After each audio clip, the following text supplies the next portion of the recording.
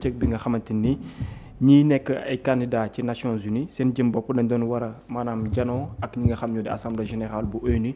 pour di amal laaj ak a tontu ci seen biir maanaam ñële ñoom ñooy laaj donc ñoom ñi nga xam ñooy candidats yi ñoom ñu doon tontu kenn ku ci nekk nag di nga def minimum ñetti waxtu pour tontu ci laaj yi nga xamante ni moom moo yitteel assemblée générale boobee doomu Sénégal bi bokk ci candidat yi mu di président Macky Sall moom moo nekk nga xam moom mujjee ci ñi nga xamante ni ñoom ñoo doon def seen grand oral fi nga xam moo di foofee ca Nations Unies moom nag bësam mu ngi door 19h00 donc bi muy terminé mu ngi toll ci 22h et quelques bi nga xamante ni quelques minutes moom la jot a teg mu di ñetti waxtu yoo xamante ni jàkkaarloo naag ci heure locale bi quoi heure fii nii Sénégal ci li nga xam ne moo di waxtaan kooku noonu bari nag laaj yoo xamante ni jot na faa yekkeeku ñëwal li nga xam ne moo di président Macky Sall ndax grand oral bi lan lay doon exactement mooy boo déggee ñu naan audition da ngay becc ci kanamu assemblée générale bi lan moo nekk yow say ambition wala lan moo nekk sa programme pour une fois ñu tabb la nga nekk secrétaire général bu ONU. ci fàttali ki nga xamante ni moom moo fas yéene wuucu Antonio Guterres actuellement mi fi nekk fii ak décembre dinañu ko xam waaye mu ngi war a jël fonction le 1er janvier 2027. démb nag président Macky Sall nekkoon na prox ndoll ci moom également aussi pour mu becci en grande partie li nga xam ne nii moom moo nekk vision mais liñ ci gën a mën a téye par rapport ak différentes questions yi nga xam ne jot na faa wàcc mooy vision bi nga xamante ni moom la am pour ëllëgu ONU mu daal di ko dellu si waat ci li mu jàpp ne gudduñ toone tembe àdduna war nga këpp da koo soxla mu di bennoo bi nga xamante ni war na ko mën def moo tax moom mu jàpp ne une fois que mu nekk secrétaire général bu ONU dina construire pont boo xamante ni wàllum jubu ak unité maanaam nekk benn moom la fas yéene doon ci diggante réew yi nee na aussi multilatéralisme dafa bokk ci li nga xam ne lu ko yitteel lool moom la doon gudduñ toll ni nee na àdduna bi tam ni mu melee ni lu saaw maanaam saaw loo xam ne ñi yenu fii ñi yenu fii dispersé wu tey dafa soxla également un fédérateur loolu moo tax moom bëgg-bëgg bi nga xam ne am na ko ak yéene gi mu am mooy na la def également aussi ba mën a benn réforme boo xam ne non seulement bu profonde moom lay nekk mais réforme yooyu également aussi dafay construire de sorte que coow yooyu noonu yëpp mën a nekk loo xamante ni dafay jeex ci àdduna war nga këpp loolu yëpp nag soo gisee exactement mu bokk ci li nga xam ne aussi becc na ko mooy tey tamit ci diggante réew yi nga xam ne ni ay conflit dafa am ak yooyu nee na parfois lu ci ëpp tam charte yi nga xam ne Nations Unies moom la teg lu ci bare buy dem ba jël décision tam dina def kéem kàttanam de sorte que ci charte yooyu noonu la fas yéene basé wu pour jël li ni mel mais également aussi toute décision boo xam ne fas yéene na ko teg tamit nee na dina def lu tout ba mu am unanimité au sein ci li nga xam ne daanaka moom moo nekk Nations Unies mais Nations Unies bi nga xam ne aujourd'hui tam nit ñi dañoo xaw a am doute ci moom nee na boobu tam bëgg na ko xoolaat bu baax a baax de sorte que cette confiance là ak li nga xamante ni moo di attente ñi am ci moom mën a nekkaat loo xamante ni dafay ñëw ba pare dekki si waat benn bi ci teguwaat tamit nga xam ne ni souligné na ko en grande partie au-delà de ces programmes yi nga xam ne wax na ko nee na aujourd'hui pourquoi moom mérité na ko il est revenu sur son parcours de 40 ans d'expérience yi nga xam ne am na ko maanaam ni muy nekkee simple agent ba ni muy donné également aussi président de la République du Sénégal nekk président de l'Assemblée nationale nekk premier ministre nekk directeur également aussi yooyu yëpp postes yi nga xam ne yu mu cumulé la jiite également nation li nga xam ne moo di CEDEAO ak li nga xam moo di Union africaine passage yooyu noonu mu am aujourd'hui jàngal na ko de sorte que moom xam na exactement lan mooy négociation su fekkente ni war na ko lan moo nekk dialogue su fekkente ni war naa mën a am mais lan mooy également aussi nekk njiit pour war a mën a jël décision te yëpp soo ko boole aujourd'hui da koy jox nee na doyo boo xamante ni jàpp na ne il est bien placé compte tenu de cette expérience là pour mën a jiite li nga xamante ni moom moo nekk Nations Unies waaye rawatina zone bi nga xamante ni foofu la nekkee ak lépp loo nga xamante ni ñu ngi ko ciy séentu ba tax na ñu bari ñi nga xam ñoo nekk ay nitam également aussi am nañ même vision ak même gis-gis boobu ci moom jàpp ne aujourd'hui le président Macky Sall compte tenu expérience am kese il est l'un des mieux placés pour maanaam gàddu li nga xam moom moo nekk ndam li mu di sujet boo xamante ni les pays africains notamment aussi au niveau Sénégal beaucoup de personnes am nañ yéene gu mel noonu mais bokk na ci également aussi ñi nga xam ñoo nekk ay partis politiques am ñoom desuñ ginnaaw ci ndaje mi parce que démb li muy nekk New York di wax yëpp mais la xewoon ci biti également loolu beneen coono dinañ ci yegg si mais fii tamit ci siège am ñu bari ci ay waa partim dañoo demoon dajaloo ñoom tam toog foofu di fa seetaanee mbir mi te bi mu jeexalee ñoom jàpp nañ ne une très grande satisfaction am nañ ko parce que le président Macky Sall non seulement il a été tellement rassurant mais également aussi amul benn xof boo xam ne guñ ci mën a nemmeeku la te li mu wax yépp soo ko xoolee bu baax di nga nemmeeku ne kii non seulement il maîtrise son programme mais également aussi quelqu'un la boo xam ne il a des ambitions yoo xam ne c'est facile pour mu mën a réussir ñu koy souhaiter bonne chance par rapport li nga xamante ni moom moo nekk poste boobu ak yóotu boobu nga xamante ni moom lay wuti ci sa poste bu EG ci fàttali également aussi du moom kese moom moo ci nekk candidat parce que avant moom passage am na ñoo xamante ni également aussi jiitu nañ ci li nga xam ne moom moo nekk grand oral boobu noonu bokk na ci adversaire am ki nga xam ne moo di Raphaël Grossi bokk ci Rebecca Grispan ak nga xam ne moo di Michel Bachelet maanaam ci 4 candidats yëpp boo ko xoolee ñaari góor la ak ñaari jigéen. mais à part le président Macky Sall africain ñoom ñëpp ñu ngi Amérique du sud ak Amérique centre moom la ñu bokkee Soxna Kumba. jërëjëf Babacar ci leeral yi nga xam ne jot nga ko indi ci sujet bi Birama Camara mu mel ni le président Macky Sall dafa ñëw rek ci ñetti impératifs yi nga xam ne moom la fas yéene doxalee secrétariat général bu ONU muy lan rationaliser simplifier mais aussi optimiser ñett moo la waaye mu bëri sens Birama. waaw nekkoon na oral bu ñu suivre. démb comme moom mujjee jàll passage am moom moo mujjee jàll. nekkoon loo xamante ni suivre naa ko attentivement liiraat discours bi gis ni dafa dellu si waat sur les principes fondateurs des Nations Unies. li taxoon ñu sabab bi taxoon ñu créer li nga xamante ni moom moo di Nations Unies. dama gis ni ci clé yooyu la dellu si waat li ma doon xaar c'est juste benn. ay particularités yoo xamante ni day doon sa touche personnelle li nga xamante ni war na koo indi yeesal ko sinon wax na situation bi nga xamante ni Nations Unies mu ngi koy traversé ba mu war a fédéré waat et loolu je pense que aussi Nations Unies situation yooyu la mës a dund dañu naan kay day gën a empiré wu mais je pense que situation yooyu lay dund boobu ba léegi maanaam dayo bi mu am ba léegi dafay des day am ñoo xam dañ koy jéggi di def lu leen neex ba tax na dañ naan sax ana njariñu Nations Unies ak kàttan bi taxoon ñu samp ko donc man foofu laa doon xaar mu di du renouveau lu bees li nga xamante ni courageusement da koy ñëw teg sur la table ñi su ma ñëwee lii mooy doon sama touche personnelle dina ànd ak les ponk yi nga xamante ni moo ëmb Nations Unies parce que wax na ko ci discours am si j'ai l'honneur de servir comme secrétaire général ma première priorité sera de contribuer à restaurer la confiance mooy li ma doon wax apaiser les tensions réduire les fractures et redonner espoir dans notre action collective loolu la wax comme le veut la charte des Nations Unies parce que loolu mooy sababu charte bi mu ni loolu la bëgg a indi je serai un secrétaire général impartial qui parle à tous et qui écoute tous loolu tamit bokk na ci charte bi parce que bul fàtte ni lii mujj moom mooy décision conseil ñi yor veto conseil de sécurité ñi yor veto mu di 5 membres ñooñu après jongante bi ci ñoom lay jëm fii ak juillet te ñooñu noonu képp ku ñu tabb tey boo ne je suis contre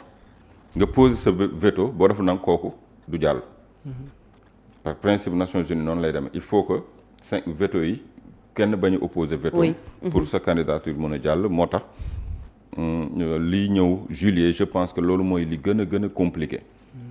mooy li gën a compliqué pour certains et pour d'autres aussi mën na leen jàllale parce que bu fekkee ñenn ñi dañu am veto États-Unis wala veto Russie wala Chine mën na tax sax ku ñu foogul woon ni mën na jàll kooku jàll au finish vous comprenez donc les dés ne sont pas encore pipés ci côté Nations Unies parce que li ci des ci kanam lay ñëw mais oral bi ba tey suñ ciy taxawee nee na je serai un secrétaire général qui rassemble un secrétaire général bâtisseur de pont entre les nations entre les cultures et les civilisations entre l'État entre l'Est et l'Ouest entre le Nord et le Sud oui ba léegi fii nee naa la loolu mooy li fi ne loolu mooy charte bi lay ñëwaat di leen ko liiral je lancerai sans délai une diplomatie préventive plus active dans l'alerte précoce la médiation et la coopération entre les nations et les organisations régionales loolu tamit bokk na ci ponk Nations Unies maanaam une diplomatie préventive balaa mbir di jéggi dayo nga teel a artu ci ay waxtaan ak yu ni mel je pense que j'engagerai avec les États membres une réflexion approfondie sur l'efficacité des opérations de maintien de la paix je travaillerai également à maintenir les droits humains au cœur de l'agenda des Nations Unies les droits humains qui revient les droits humains sont universels ils sont inséparables les uns des autres ils sont civils et politiques ils sont aussi économiques sociaux et culturels la charte de l'organisation nous engage à les protéger sur la base des principes fondamentaux qui consacrent la primauté du droit et le principe de justice mooy li ma lay wax rek en fait dafa dellu si waat ci li nga xamante ni moom mooy les principes yi nga xamante ni moo fondé les Nations Unies man li ma doon xaar mooy une touche particulière bi nga xamante ni mooy doon sa marque à lui comme candidat bon loolu laa ci gisul peut-être il a des conseillers il travaille avec son staff li tax ñu yemale ko ci carcan boobu c'est parce que peut-être foofu moo baax ci moom mais man li ma doon xaar ce n'était rien d'autre que benn touche bu particulière sinon bi ci question yi nag foofu moom j'ai senti que ni ñu yaakaaree ni noonu la yëfi yombewul noonu parce que question yi bi mu ñëwee gis naa ni ku nekk da ngay wote jëmale sa wet parce que ku ci ne la nga représenté ku nekk la nga représenté looloo la intéressé moo tax 3 heures de temps yooyu noonu du woon épreuve bu yomb c'est très très difficile bu ñu yaakaar nii rek di tàccu parce que mu ngi wax c'est pas ça xoolal li ci biir est-ce que discours bi convaincant na et c'est pas facile du tout parce que yi ñu lay poser comme question di ci xaar ay réponses bëgg ci nga dem ci ba xuus ci boo ci xuusee bu baax l'autre camp sera fâché. Et il te faut une maîtrise parfaite. C'est ça ba pare démb man sentir naa ni soit décalage horaire la soit sonn la mais sentir naa benn un peu am na benn moment il bûchait sur les trucs yoo xam te ni c'est basique xam na ko ay les 4 membres du G4 du G5 G4 et cetera yooyu bu demee ba commencer di ko wëraat ordinateur am ba naan après nañ ci dellu soit ma xam ni soit fatigue la wala peut-être pression wala lu mu ci mën di doon parce que question yi ñu lay bombarder aussi c'est pas facile comme bi nga xamante ni le triangle de Dublin le seen représentant bi jeune boobu triangle de Dublin mooy Pologne Ukraine ak je pense Lituanie lan la ko poser comme question moom jàpp na ni c'est relatif à la guerre et à l'agression de la Russie sur l'Ukraine déjà noonu la ko waxee l'agression de la Russie sur l'Ukraine xam nga tey kaawu Iran kan mooy ñëw taxaw ni l'agression du duo Israël États-Unis sur l'Iran duñ ko wax et pourtant même cas la rek kenn ki moo jóg song ka ca des mais gis nga vocabulaire yi day changer en fonction des intérêts des occidentaux gis nga loolu la ko wax nee na ko relative à la guerre et l'agression de la Russie contre l'Ukraine mu ni ko foofu les crimes atroces avec les déportations et cetera mu ni ko quels sont les mécanismes existants waaw mais man tamit heure bi moom j'ai l'impression que dafa am ko xamante ni dafa ñëw nee na ko quels sont les mécanismes existants de l'ONU qui n'ont pas été en mesure de forcer les mécanismes existants de l'ONU qui n'ont pas été en mesure de forcer nee na ko et quels sont les comptes rendus comment selon vous vous allez renforcer comment comptez-vous renforcer la coordination entre le Conseil de sécurité la CPI et le mécanisme d'établissement des faits pour s'assurer que l'impunité ne devienne plus la norme par défaut loolu la ko laaj comment naka la Macky Sall bu faloo yan système la nar a teg ba nga xamante ni wàllum def sa lu la neex te dara du la fekk dina ko fi jële ba pare en liaison avec li nga xamante ni moo xew ci diggante Russie ak Ukraine te ñëpp xam nañu Russie dafa am droit de veto dafa parce que ci Conseil de sécurité la nekk ma ne ko que devrait faire l'ONU pour renforcer la coopération avec les mécanismes d'enquête nationaux et internationaux pour documenter de façon impartiale, préserver et vérifier les preuves de crimes de guerre commis par la Russie en Ukraine.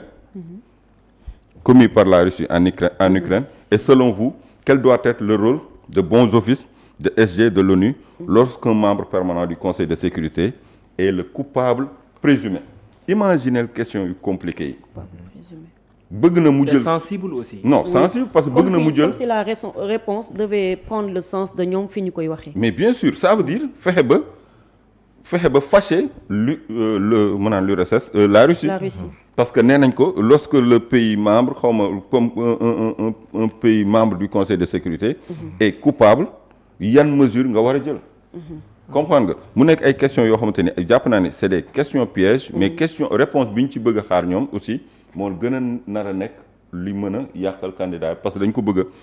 féetalewoo ci benn boor te boo féetee ci benn boor comme par exemple ci bord des occidentaux waxee ñi ci ñoom seen gis-gis di nga fâcher l'autre bord te kooku noonu aussi dafa am veto mën na ni je m'oppose à cette candidature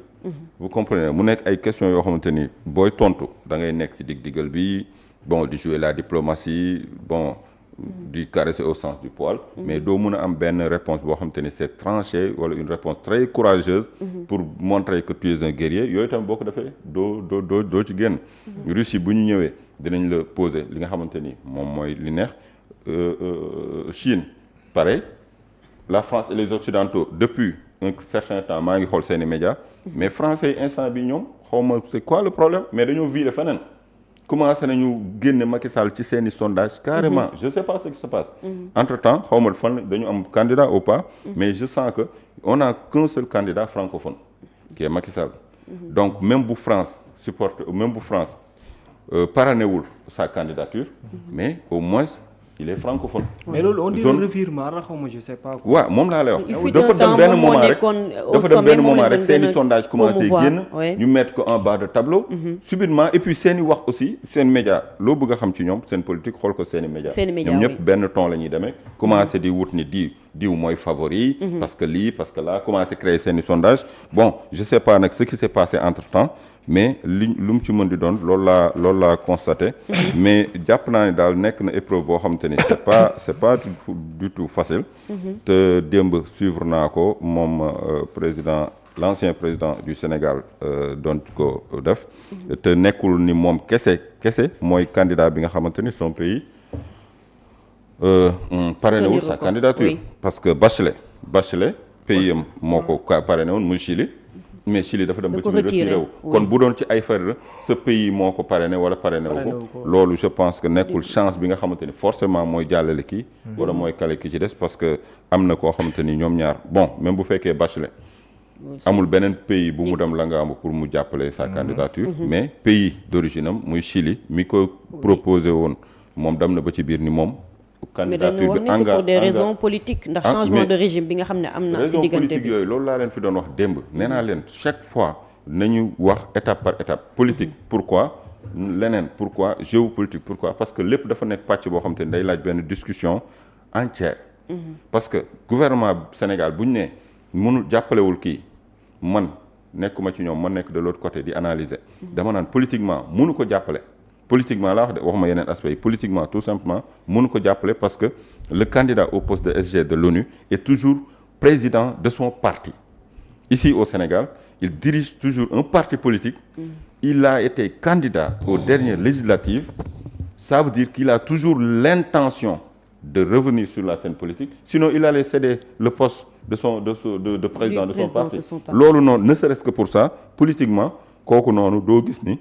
sa wujju bi nga xamante ni jéem na sax pour xañ la majorité assemblée nationale nga ñëw ni da nga koy jàppale politiquement te mu leer la ni dafay dellu si parce que ba léegi moo jiite partem kooku noonu politiquement jàppale ko du yomb. mais là il s'agit de questions diplomatiques. waaw moom laa la ma ni la aspect par aspect la. bu dee dañu ubbi pàcc dañuy wax ci loolu ñu ubbi beneen wax ci loolu parce que boo ko mélangé rek day mën na indi incompréhension ci ñi nga xamante ni ñoom ñooy déglu. mais comme li ñu wax ci Michel Bachelet moo tax ma rebondir sur ça ni la. peut-être politiquement moo tax Chili dem ba ci biir ña fa nekk ni retiré nañu jàppale wuñ ko bu doon ci beneen cas aussi noonu laa koy traité mais lu mu ci mën di doon daal il est le seul candidat francophone de l'espace francophone jàpp naa ni ñeneen ñëpp ils sont de l'Amérique latine donc deux dames et un autre te ñoom ñeneen ñett ñëpp occupé nañu ay postes biir ONU moom c'est le seul étranger booy xool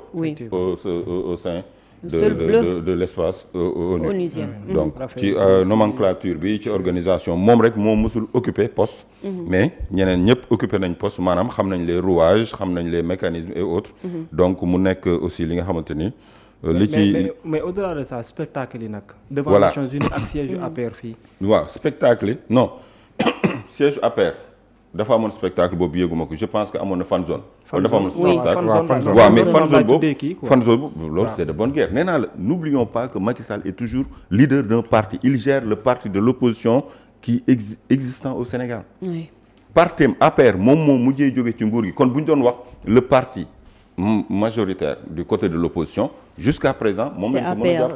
mooy APR donc moom mi nga xamante ni moo yor opposition bu ñenn génnee di wax da ngay xool dañuy wax ci politique wala dañuy wax ci leneen bi mu bëggee présenté wu partem def nañu ndaje seen siège effectivement pour jàppale sa candidature yeneen appui boo xoolee mu ngi jóge par-ci par-là mais lu ci bëri c'est politique donc ba léegi Macky Sall est un acteur politique boobu nag costume boobu man jàpp naa ne da ko waroon a summi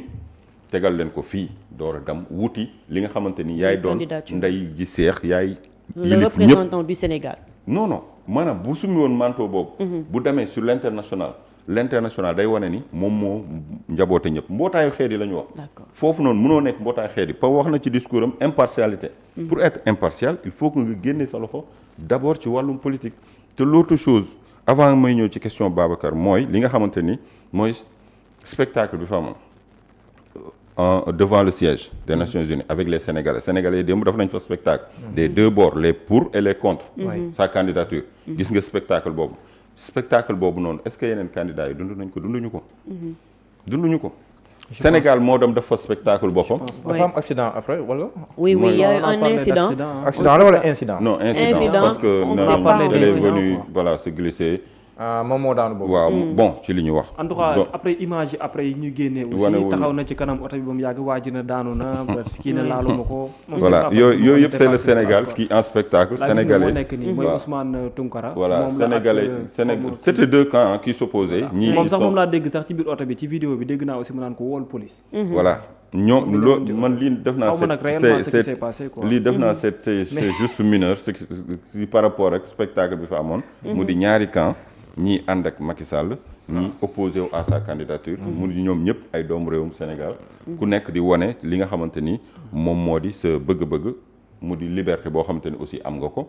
ma ni loolu bu demee ba yegg si fii tout ça pouvait être évité bu fekkoon avant muy jóge ci nguur gi le président Macky Sall def na le tout ba li fi xewoon ci nguuram mu leeral ko loolu bu ko defoon amaana spectacle bi doonul woon am parce que ñi dem fee di spectacle nee nañ y a eu des morts yoo xamante ni ba léegi kenn leeralu ko moom moo leen rey ñu ngi koy imp ñi naan 80 ñi naan nangam mais parce que ba mu fiy jógee leeralul ces dossiers et man dama jàpp ni avant mu fi jógee impérativement da ko waroon leeral puisque mars 2021 bi dee yi tàmbale moom moo génn avec Sidiki Kaba qui était à l'époque je pense ministre de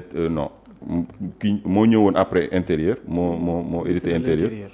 parce que Antoine Diome moo nekkoon intérieur après Sidiki Kaba je pense édité intérieur lan lañ ñu promettroon qu'il y aura des enquêtes pour élucider tous ces morts loolu la ñu promettroon effectivement enquête boobu noonu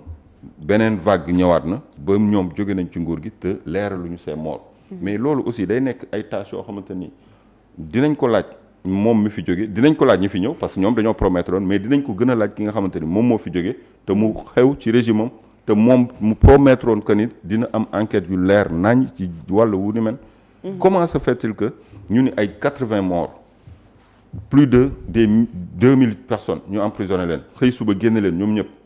ñu ni ñu ay terroristes lañ ay forces occultes lañ ay commandos lañ génne leen comme ça sans jugement.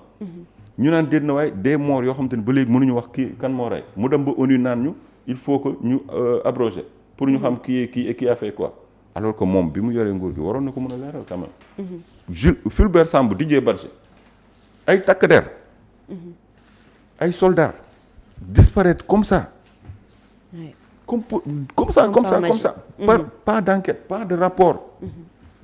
mais loolu est-ce que dans un état sérieux loolu mën nañ ko accepter. boo nee ay civil d'accord neel ay civil mais ñii duñu ay civil dañ ñu woon dañoo nappi comme ça ñu disparaître ba léegi kenn génnee lu ñu enquête kenn génnee lu ñu rapport rien du tout xam nga yooyu aussi nekk na loo xamante ni man jàpp naa ne sa nguur la xewee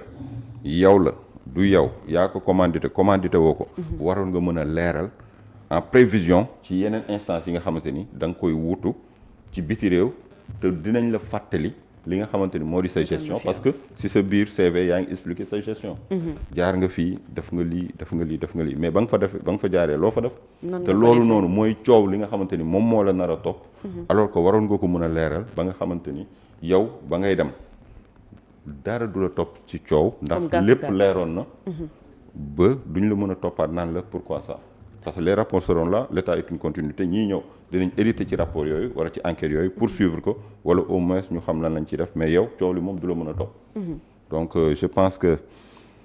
loolu laa ci mën a analyser pour l'instant su fekkee amoo question d'accord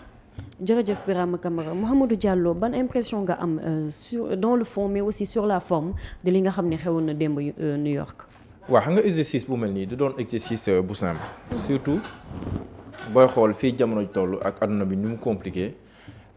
boo xoolee tamit par rapport au conseil de sécurité de l'ONU ak les 5 permanents les intérêts antagonistes yi am. Donc parfois des questions yu compliquées répondre moom mooy am parce que boo si tontu si benn wàll avec détermination et clarté mën nga froisser waale aussi ki nga xam ne nii beneen wàll bi tey te ñoom ñëpp ñoo bokk seen conseil de sécurité mais ñoom ñëpp aussi ay membres permanents leen loolu dafa feeñ démb si exercice bi beneen aussi plus ñuy dem aussi da ngay xam ne que certes tous les 4 candidats ont des chances certes le président Macky Sall a des chances mais ce n'est pas gagné d'avance te plus ñu dem plus mbir yi di gën a compliqué te au dernier moment les pays peuvent se déterminer si noo xam ne nii d'un bord wala si beneen bord selon leurs intérêts du moment ak tamit sax revirement bi ngay gis nii par rapport ak certains médias français donc yooyu aussi ça donne matière à réfléchir ba pare aussi beneen complication aussi bi nga xam te nii moom moo si gën a am muy ONU dafa nekk si beneen phase boo xam ne ni faaw mu réadapté wu xam nga ONU déjà bi ñu koy créer la société des nations après mu dem après deuxième guerre mondiale après mu nekk ONU ñuy dem ñu koy réformer di ñëw donc mu am tam si contexte boo xam ne ni si la juddoo am beneen contexte aussi moom moo taxaw fu mu toll nii sax ONU ñu ngi koy wax nii rek mais même le président Macky Sall le candidat Macky Sall boo ko dégloo muy wax c'est vrai que mi ngi wax lu bari mais tu te rends compte que prudence bi muy waxee dalay c'est assez indicateur de fi ONU toll tey ak impuissance bi am par rapport ak choix yi yenn dëkk yi def notamment les États-Unis ak yeneen réew yi te parfois c'est contre même le droit international c'est contre même la charte des Nations Unies loolu nag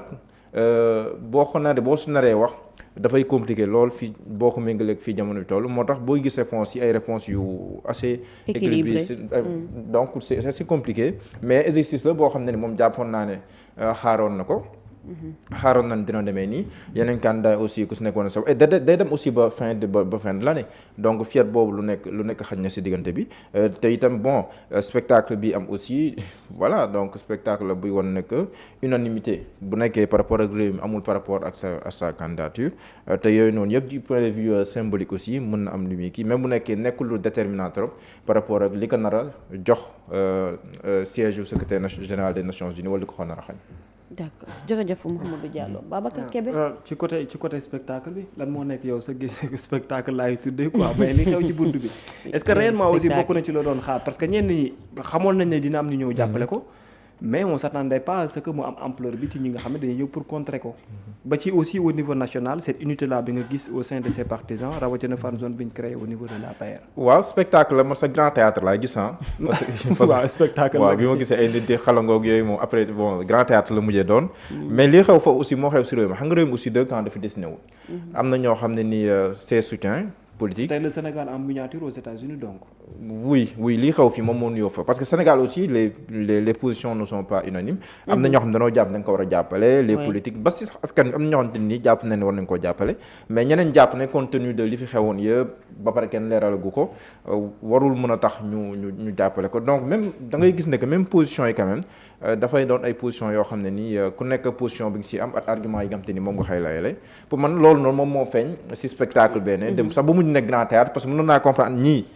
d'accord ñu taxawee nii ñii d'accord taxawee nii mais bu ñu demee ba siy jur ay théâtre rek ay daanu xëm ak yooyu donc loolu moom dama retaan ba sow no xam ne léegi jóge na spectacle léegi ñu si grand théâtre doy na waar Babacar Kébé nan nga analyser li nga xam ne jot na faa xew ni ki démb. en fait non démb nag gis nga pour dire vrai épreuve la boo xam ne bu difficile la parce que yaa ngi imagine lu toll ci diirub ñetti waxtu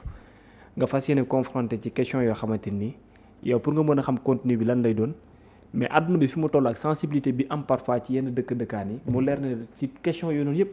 yow sa réponse dafa war a dem ci sens boobu mais nga tiim également aussi charte yoo xamante ni en grande partie li mu war a dessiner woo dans le monde ni muy doxee en vérité appliqué wuñu ko noonu parce que si tel était le cas aujourd'hui les Nations Unies rôle bi mu war a jouer dans le monde entier compte tenu de la situation si on respectait seulement les chartes on n'aurait pas en arrivé là et en ce moment là aussi di nga doon gis ne Nations Unies l'intervention qu'il faut contenir moom ci ñi koy jiite dinañ ko def de sorte bu nga xamante ni du ñu arrivé ci conclusion yi mel ni mais tey am na ñoo xamante ni dañuy dem toog ci benn réserve boo xamante ni la tax ñu koy def ñoo ko xam parce que les intérêts des uns du def parfois intérêt ñeneen ñi te ku ci ne parfois da ngay jéem a xool doyo bi ñeneen ñi am nga koy gën a sàmm plutôt que ñi nga xam ñoo gën a néewle moo tax booy xool bu baax question bi Bira doon répété sànq waaye Ukraine ak ñeneen ñoom ñu tëj ñoom dañoo jàpp ne aujourd'hui ci biir Nations Unies dafa am taxawaay boo xamante ni gu mu war a mën a am la mais lu bari dafa manqué te influence bi dafay mel ni dafa gën a positif pour la Russie plutôt que ñoom te ci côté boobu ba ndëgee ni malgré apport bi ñu jàpp ne États-Unis d'Amérique mu ngi koy amal jëmale ko ci Ukraine ak ñeneen ñi par rapport ak guerre bi am diggante ñoom ak Russie ñoom dañoo yaakaar carrément que ni mbirum tayeef dafa am ci côté boobu nag parce que droit de veto yi ñu nekk di wax aussi xam nga dafay peser lu bare bari ci biir Nations Unies ni muy doxee mais adduna bi yëpp tey li ñu décidé gis ko mooy Nations Unies dafa nekk ci commande kenn mu di les États-Unis d'Amérique est-ce que réellement tel est le cas loolu laaj la boo xamante ni mën nga ko samp mais de toute façon li ñuy nekk di jëf ak ni ñuy doxalee dafay méngoo ko ne États-Unis d'Amérique am na support boo xam ne peut-être mu ngi koy bénéficier wu ci Nations Unies pourquoi parce que li muy jëf ci àdduna bi te muy indi ay controverses ak ay problèmes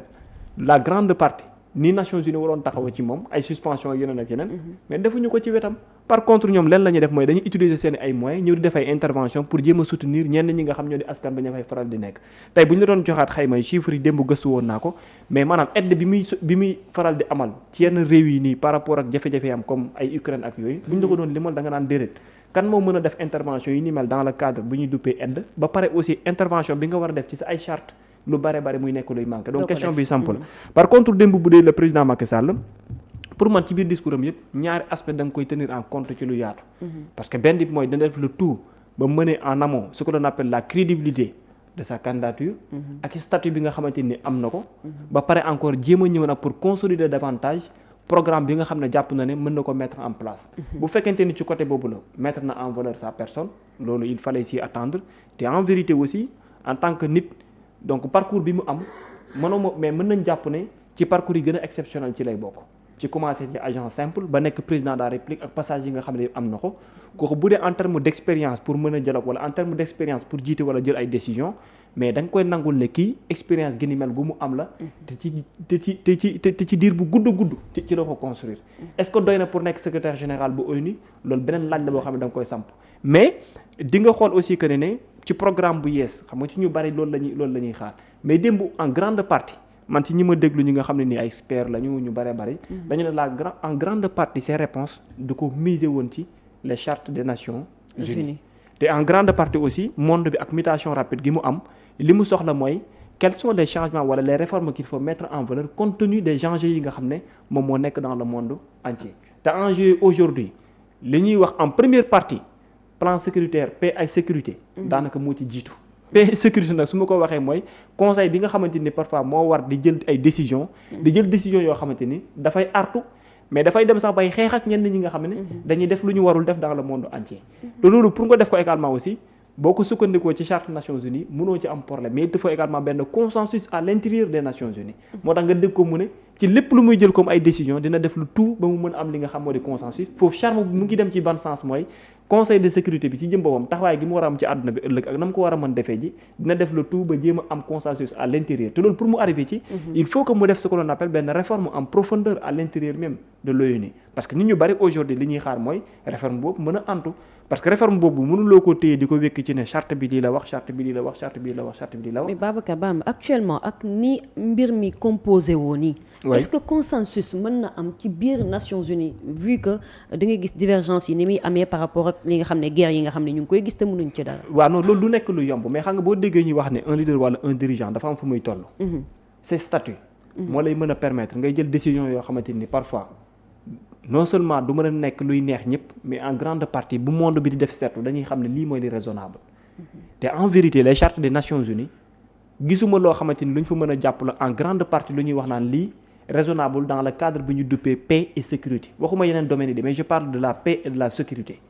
côté boobu noonu suñu ca demee man en grande partie boo xoolee baax a baax seen charte yi bu fekkoon moom la ñuy appliquer ca na mu waree te loolu leadership moo koy def te ñu mettre aussi à côté ce que l'on appelle ay parparloo wala yeneen ak yeneen la mais bu fekkente ni da nga xool gis ne ni muy doxee nii appliqué wuñu ko c'est parce que y a des intérêts yoo xamante ni Nations Unies moom lay faral di sàmm te ñi koy jiite en grande partie ñoom la ñuy faral di gën di tuumaal ci côté boobu noonu Antonio Guterres ñu bare aujourd'hui dañ gis ne vu la situation mondiale mais dafa jël position boo xamante ni bu ko warul la te Nations Unies na mu war a mën doxee demeewul ak noonu donc pour man démb inclure na boo xool bu baax lu ci ëpp pour convaincre parce qu'il n'a jamais voulu également aussi jéem a gaañ ñeneen ñi ci question yi nga xam moom la ñuy samp parce que nit ki lay laaj question moom li koy yitteel mooy zone am lay doon ak situation ba nga xam ne moo fa nekk position te situation ba fa ne ak zone am da koo sikk ak keneen. moom li mu lay poser question keneen ki loolu la lay poser mais kenn ku ci ne ñoom sensibilité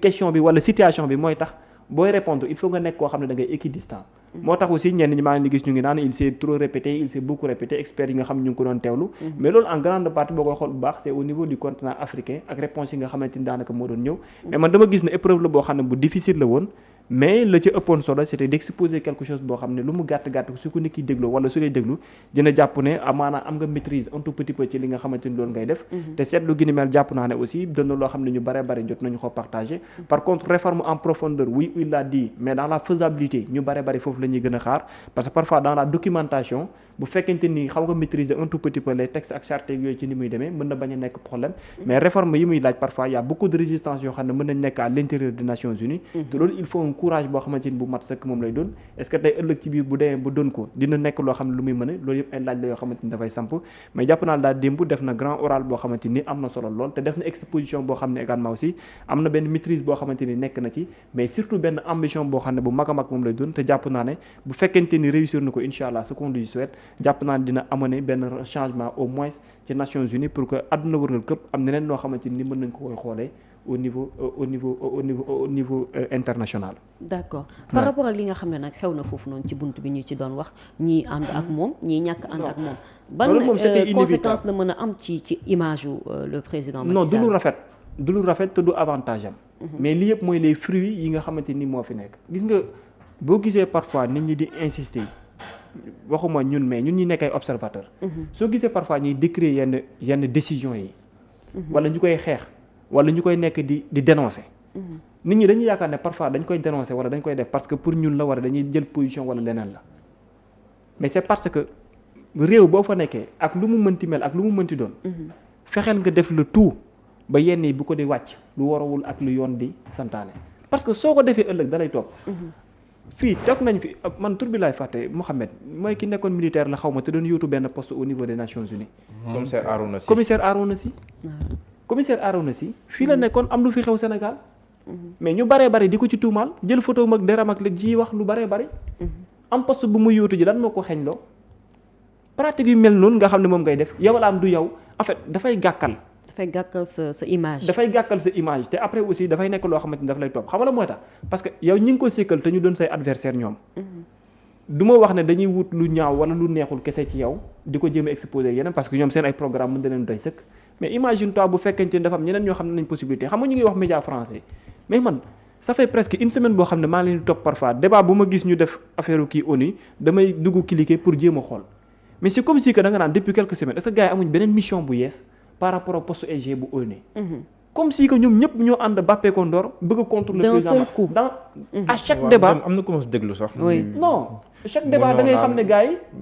sans sortie ratée ba pare naan kenn sax mi ngi naan le fait que mu xaw a reporter élection yi. nee na sans sortie ratée la ko wax. waaw loolu xam nga bu newoon sax les morts ak yooyu. ça mais le fait que mu xaw a reporter élection yi quand même. c'est que ñoom donc loolu mënoo ko reporter c'était dans la volonté de. Nations Unies sax la nee na sans sortie ratée ci Nations Unies bi mu bëggee reporter élection yi. au Sénégal. Alors que le problème c'est pas le report parce que report après conséquence benn nag mais mooy li fi xewoon. avant lu ko jiitu avant le report. te à part ñooñu ñeneen ñi ngay déglu dañ naan la carrément. parce que président Macky Sall aussi argument mooy organiser naa ay élections. après dem naa politique bi ci gën a mag la mais loolu mooy image lan mooy problème revirement bu gaaw bi. non mooy image fu mu toll yow même France fu mu toll nii sur la géopolitique. France mais melutul noonu di. Trump day def France doogaa yëg. jëm di àllu naan ay yëgaluñu maag. non situation la boo xam ne nii dënnu mais bon lii xew par man diggante France Sénégal ba dans le continent africain mais tamit xam nga dafay xaw a métti que nit nga bëgg a yóbbu poste boo xam ne àdduna wërngal këpp la tu n'as même pas le soutien de ton propre continent amuloo soutien Union africaine amuloo soutien wu sa propre pays déjà dafa diis ci moom quoi en fait vu enjeu yi mu war a am apport bi war ak yooyu noonu yëpp boo ñenn ci ay nit après am beneen loo xam ne ñu ngi koy affiché te seen tur nag jarul te seen tur wala seen image ak yooyu jarul xeeb parce que démb ñi daje woon foofu noonu di yàq ak ñi daje woon foofu noonu di defar kenn ku ci ne jarul xeeb ala te da lay leer na y avait des médias yoo xamante ni dañuy ñëw pour def couverture parce que ñu ngi doon def foofu noonu ay mbir yoo xamante ni dañuy jël boor bi di jël boor bale donc lu négatif la fan la jógee ñi ne pourtant doomu Sénégal ñoo nekk fii di contrer doomu Sénégal bi bëgg nangam bi en fait yaa ngi calculer image yooyu. moo tax à l'intérieur du pays si parfois yenn politiciens yi def yenn pratiques yi nit ñi di dénoncer wala di nekk di wax ñu yaakaar ne parce que prise de position wala yeneen la c'est parce que ñoom la ñuy rappeler exactement orthodoxie yi fi war a am. démb le président Macky Sall dafa miser en grande partie ci li mu doon wax yépp ci charte Nations Unies yi